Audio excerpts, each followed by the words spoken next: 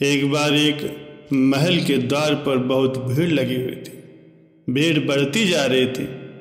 दोपहर से भीड़ शुरू हुई, अब शाम आ गई। सारा गांव ही करीब करीब उस द्वार पर इकट्ठा था। राजमहल के द्वार पर ऐसा क्या हो गया था? एक छोटी सी घटना हो गई थी, और घटना ऐसी अबूझ थी कि जिसने सुना वह वहीं खड़ा होकर के देखने लगा। किसी को कुछ समझ में नहीं आ रहा था। एक भिखारी सुबह सुबह आया और उसने राजा के महल के सामने अपना भिक्षा पात्र फैला दिया। राजा ने अपने नौकरों से कहा कि इसे कुछ दे दो। उस भिखारी ने कहा कि मैं एक शर्त पर लेता हूँ। ये भिक्षा पात्र उसी शर्त पर कोई चीज़ स्वीकार करता है जब ये वचन दिया जाए कि आप मेरे भिक्षा पात्र को पूरा भर देंगे, तभी मैं कुछ लेता हूँ। राजा ने कहा, ये कौन सी मुश्किल बात है? छोटा सा भिक्षा पात्र है, पूरा भर देंगे, और अन्न से नहीं स्वर्ण असरफियों से भर देंगे।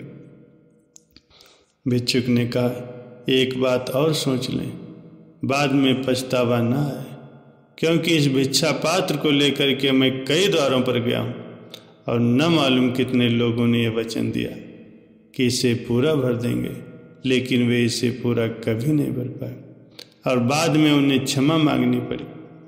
राजा हंसने लगा। उसने कहा कि छोटा सा भिक्षा पात्र। उसने अपने मंत्रियों को कहा, स्वर्ण असरफियों से इसे भर दो। राजा स्वर्ण असरफियाँ उसमें डालता गया, लेकिन भिक्षा पात्र कुछ ऐसा था कि भरता ही नहीं था।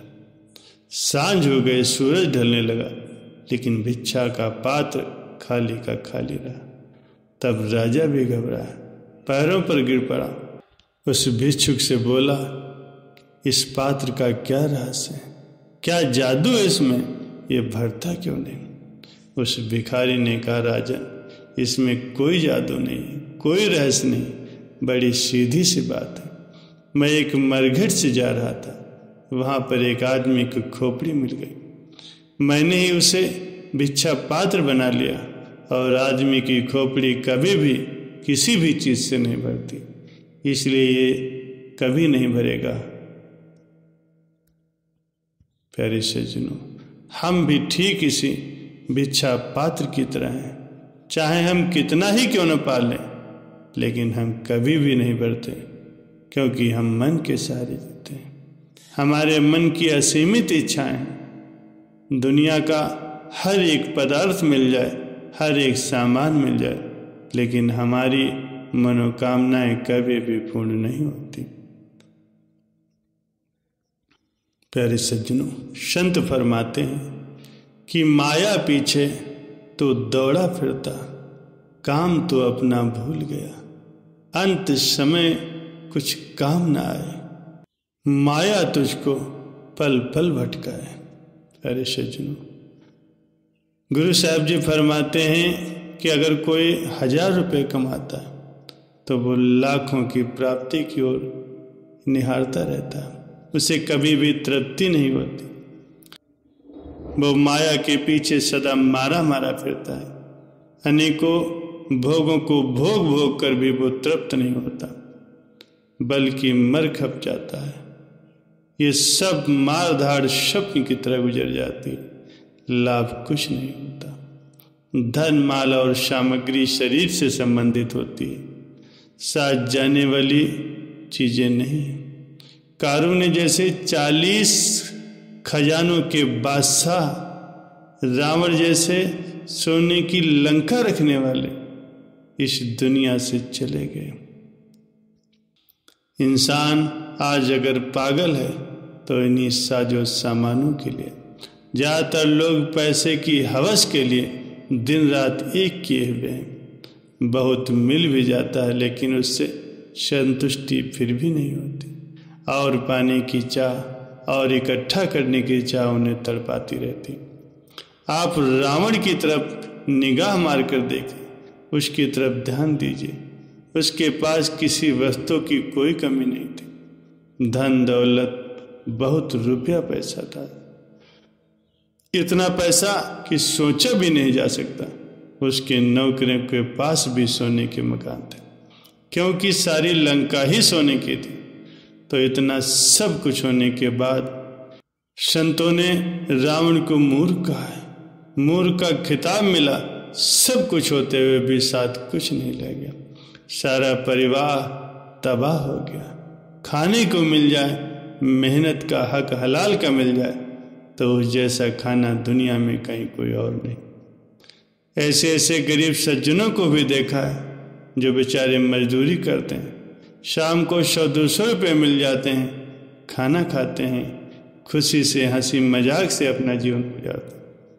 उन्हें ये पता ही नहीं है कि अरबों रुपयों को कमाना चाहिए और ज़िंदगी का सुख अरबों रुपयों में, क्योंकि उन्हें उन थोड़े से रुपयों में भी बहुत खुशी होती है। उनके लिए मखमल के गद्दे या स्प्रिंग वाले बेड ऐसा कुछ नहीं होता जो कि बड़े बड़े घरों में देखने को मिलते हैं।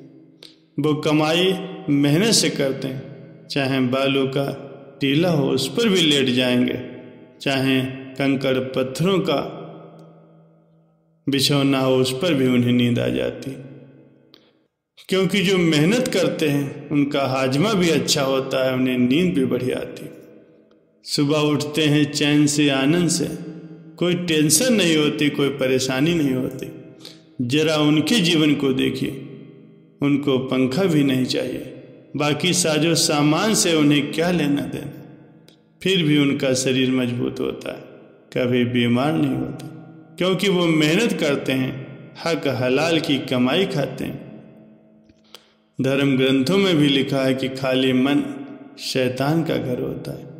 इसमें कोई न कोई विचार तो हर वक्त चलता रहता है, कभी वो खाली नहीं रहता।